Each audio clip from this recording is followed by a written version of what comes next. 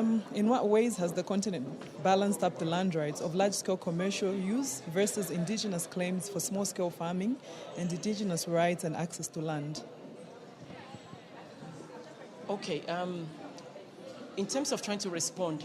to that question, we will first have to look at it more from a continental perspective. Now, what have we been able to do at the level of the African Union Commission? First of all, it was important that we were able to come up, based on requests from our African Union member states, for us to be able to come up with a structure, a sort of framework of which everybody could be a part of and could guide and give us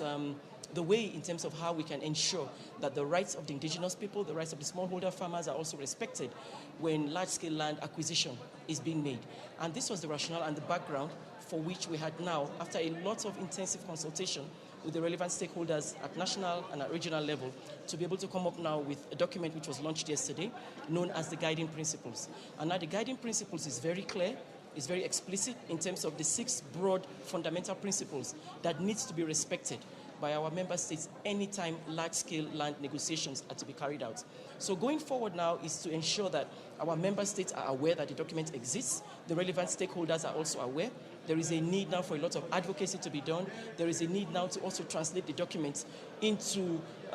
languages and formats that will be easier for our communities as well, so that we can capacitate them to also be able to speak up for themselves when these land deals are being negotiated. As one of the speakers in the sessions, what are your expectations and outcomes for the conference? I think one of my very big expectation is, number one, and I know that can easily be achieved because of the level of participation and the number of participants and the interest that has been shown in terms of the issues related to land rights and access to land on our continent. So I'm expecting now that there will be an increased awareness on the continent in terms of what exactly is happening around the land issues on the continent, whether it has to do with access to land, if it has to do with the rights of the women to land, if it has to do with administration, if it has to do with all the policies that have been put in place. I think now the awareness is really being raised in terms of that. I believe that the advocacy will be moving on now, and I want to believe that we'll be able to sustain this momentum going forward from the conference.